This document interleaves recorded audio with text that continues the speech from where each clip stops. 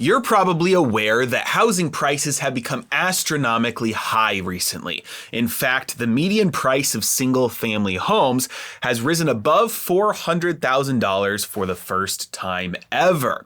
What this means is that fewer and fewer people are able to afford to buy a home. And this is why I say the real housing crisis is starting to show up for renters, because it's not like it was 13, 14 years ago when there were empty houses everywhere. It's a very different story today, and that means that more and more people are pulling out of buying houses and they're finding places to rent instead, which is pushing renters' budgets to the breaking point all across the nation. Ready? Let's dive in.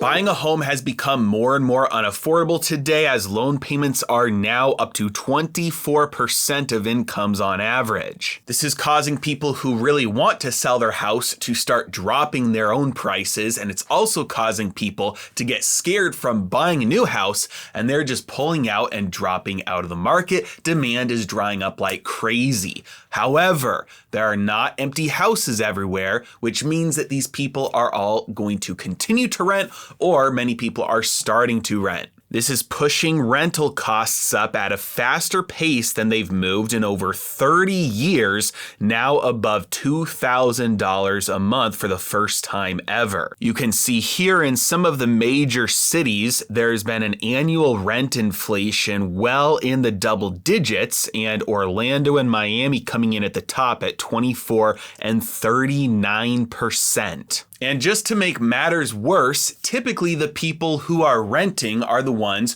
who can't afford to buy, which means generally their wages are lower. They're in the lower income class, and so inflation is hurting them even more, as renters tend to spend a greater share of their income on housing. As we can see here, over the last decade, the occupancy rate has increased steadily and had a big spike up during the year of 2021, and still this year it is at extremely elevated levels. What occupancy rates are showing us is that we do not have an overabundance of housing units, and this is the number one thing that I've been talking about for 2 years on this channel that most people ignore when they're looking at housing. It's a matter of how many places there are to live and a matter of how many people there are that want a place to live. And if we had an overabundance, if we had euphoria, if we had a big housing bubble, you would not have occupancy rates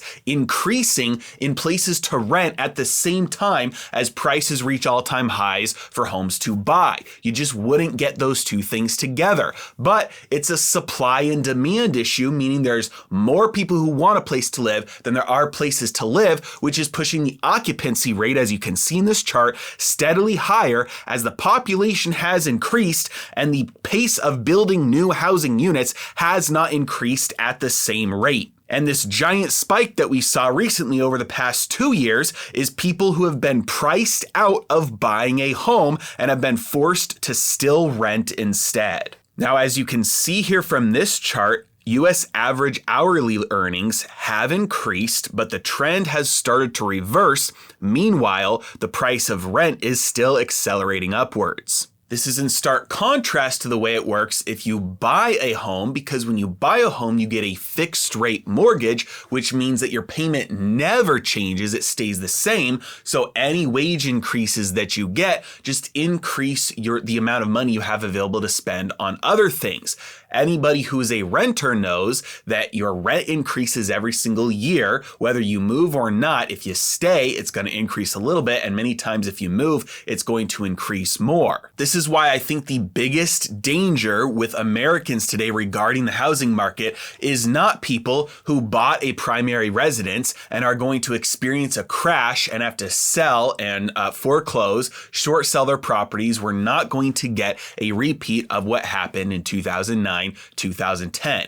The demographics just don't support it, at least right now. Instead, we have an entire generation of people that were scared out of home ownership from that happening and have never bought since then, or thought that they were selling at the top. And we are slowly moving into a period where we have now an entire generation of people that are going to be locked out of home ownership forever because they're renting and they're never going to be able to get into housing now that the wages are not increasing as much as the home prices are. They're going to be locked into renting forever, and we're going to have a society of landlords and renters. Do I think home prices will come down at all soon? Yes, I do. I think on average, home prices will probably start to come down and we'll start to see some good deals pop up.